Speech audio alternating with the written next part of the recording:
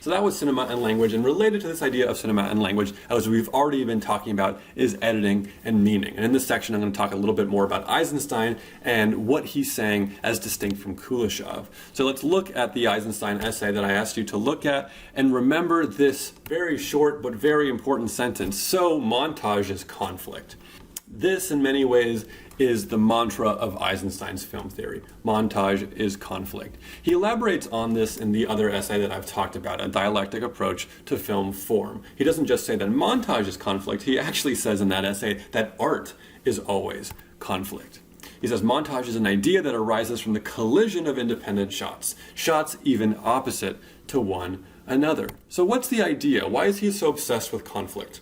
One reason he's obsessed with conflict is that it reinforces his Marxist worldview. After all, this is film theory that emerges from a communist revolution, the 1917 Bolshevik Revolution that replaced a czarist regime with a communist regime. One of the core ideas that Eisenstein is borrowing from the writings of Karl Marx is the notion of the dialectic. Marx himself is borrowing this concept of the dialectic from the German philosopher Hegel, for whom the dialectic is a way of thinking about how history progresses by one thing coming into conflict with its opposing thing and yielding a new thing. For Marx, this was importantly summarized by one particular stage in history, which was that the ruling class would come up against its opposing class, the proletariat, and yield a new communist utopian state. But more generally, this is how a kind of Marxist and Hegelian would think about the world, that historical change in general happens in this way. Now, Eisenstein quite likes this idea, and he wanted to find a way to kind of imagine a film theory that would be adequate to this idea. So he thinks, in some sense, about each shot being a kind of thesis plus antithesis, yielding a new kind of idea. Just as history proceeds by conflict-yielding synthesis, Eisenstein thinks that the yielding of new concepts communicated to spectators can happen through the conflict of one shot with another. And you can see him explaining this idea in the essay that I assigned, right? So he says, in front of me lies a crumpled yellow sheet of paper. On it, a mysterious note. Linkage corresponds to P, or Potemkin, that is one of his colleagues who has a more Kuleshovian approach to film, and collision is E, that is Eisenstein, me. This is a substantial trace of a heated bout on the subject of a montage between P and E. This has become a habit. At regular intervals, he visits me late at night, and behind closed doors, we wrangle over matters of principle. A graduate of the Kuleshov school, he loudly defends an understanding of montage as a linkage of pieces into a chain, again, bricks. Bricks arranged in series to expound an idea. Just to pause, notice how much the metaphor of bricks corresponds with the general idea of constructivism. A brick being the piece of a whole, but is visible as a piece, like a brick building. You can count the bricks if you spend the time. That's an important metaphor. But for Eisenstein, the brick metaphor doesn't work because bricks don't fight each other. They don't oppose each other. They are linked. So Eisenstein says, I confronted him with my viewpoint on montage as a collision, a view that from the collision of two given factors arises a concept. From my view, linkage is merely a possible special case. So Eisenstein will go on to explain that linkage is in a way a form of conflict, because conflict is the way everything relates for Eisenstein's Marxist worldview. Where do we see this aesthetics of conflict? Well, you see it all over. And if you grant Eisenstein's very capacious definition of conflict, you don't have to agree with Eisenstein, but you have to understand where his insistence on this idea of montage as conflict is coming from. So you can see it in this very famous moment from Battleship Potemkin, in which we get the juxtaposition, very quick succession of images of the lion. The lions themselves are not in motion, but the rapid succession of the statues creates the impression that one lion is rising from its slumber, which is both formally a demonstration of the principle of artificially produced images of motion, or taking different or opposed or conflicting things and yielding the production of motion, but it's also metaphorically a way of thinking about the sleeping proletariat rising to confront the czarist regime. You can also think about this cinematic kind of editing trick from his film October, in which he creates the impression of machine gun fire not by actually recording a machine gun, but by having the rapid alteration of light and dark images of a machine gun nozzle, right? The conflict itself between these two images being starkly different when they're rapidly succeeding each other creates the impression of something new. Right, the firing, he says, was manufactured symbolically from elements outside the process of firing itself. He also thinks about montage as a kind of graphic conflict, where the conflict is, say, the lines that are created in subsequent shots. Notice this particular set of shots in October, where we have a dead body, but we get these successive shots that depict the body in radically different, almost opposed angles. And if you look at Eisenstein's storyboards, he was a notorious storyboarder, and these storyboards for Battleship Potemkin, you'll see the way in which he thinks graphically, that the images succeed each other with these kind of opposing angles and directions of movement, raising their right arm and then raising their left arm and then going back to the right arm. This is hard to see when you watch the film, but once you get in the habit of an Eisensteinian way of thinking, you can start to see these little ways of creating graphic conflict within an overall narrative progression. Most famously, though, Eisenstein's notion of montage as conflict can be seen in what he calls intellectual montage, where you take two very different kinds of images and juxtapose them in order to create a kind of metaphorical meaning. The most famous of them comes from a film of his called Strike, in which you have the juxtaposition of soldiers being killed and a bull being slaughtered. I'm going to show this to you, but warn you that there is actual animal violence in this clip.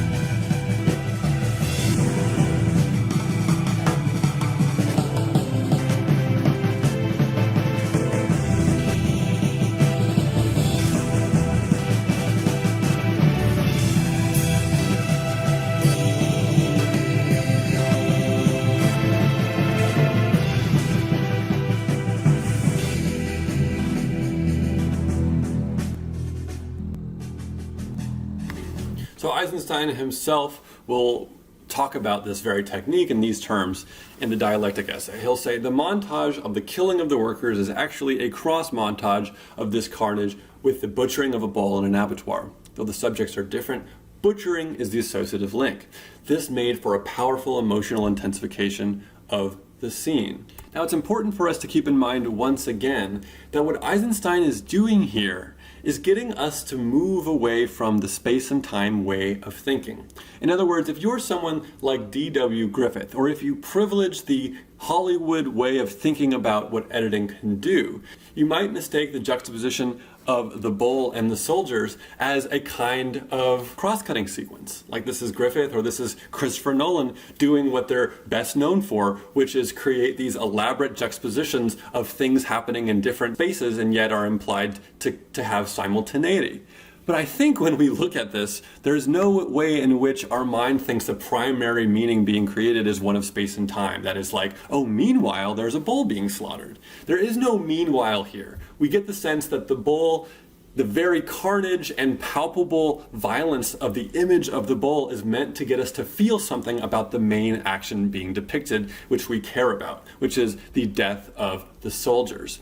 We're moving away from a privileging of space and time toward the construction of meaning. Eisenstein here wants you to understand not just that the soldiers are killed, but that their death is such that the best way to understand the tragedy, the unfairness, the oppression of that death is by comparing it to a slaughtering of a helpless and innocent animal. Okay, so now with the time that remains, I just want to show you a few examples of the kinds of things that Eisenstein will uniquely do with editing. And to think about the way in which he is constructing what could be considered meanings to be interpreted from the juxtaposition of images. Here's one of my favorites. I think it's very subtle and very interesting, from Battleship Potemkin, in which we get one of the generals thrown into the water. We get a close-up of the water's surface, which is a kind of darkness peppered with the light foam, and then we get a cut to what I want to say is a graphic match of the meat peppered with the lightness of the worms. Right? It's very subtle, but it seems an intended graphic match to suggest this connection. They're throwing over the general because, once again, the injustice had to do with the fact that they were forced to eat rotten meat, signified by the maggots on it. The very injustice, palpably felt by seeing a close-up of that rotting meat, is juxtaposed with the returned justice of being thrown into the water. This is a very Eisensteinian kind of thing to do. Eisenstein is also quite known for creating graphical motifs throughout his films. It's another hard one to spot, but throughout Battleship Potemkin, you'll see a motif of dangling objects, things kind of dangling from a string or from ropes or a kind of hanging. What this does is it allows us to juxtapose the things that are dangling, but that share this kind of perhaps arbitrary connection that they're all dangling. The same thing goes for graphical motifs like the single eye motif that happens throughout the film. And finally, I want us to look at one particular sequence that I think puts a lot of these things together. The sacrifice of spatial temporal continuity, the interest in graphical patterns and patterns of movement, and the meaningful associations that we can make from these things.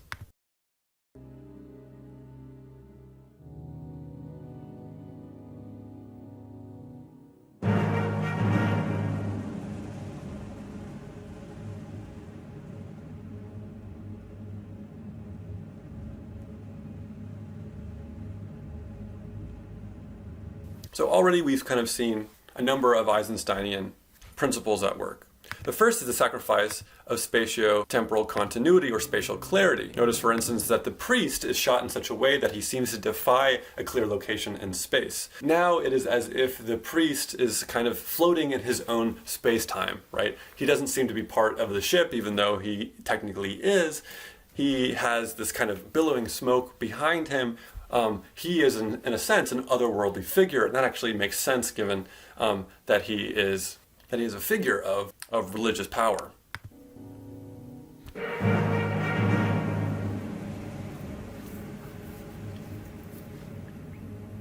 That's another important moment. It might seem, given this little image of the rows of soldiers with guns, that there are two rows of soldiers, each kind of facing each other. But as we'll find out, there are not two rows of soldiers facing each other. Eisenstein really wanted the conflict to create a kind of emotional tension. The conflict in the graphic representation of their pointing one way, followed by pointing another way.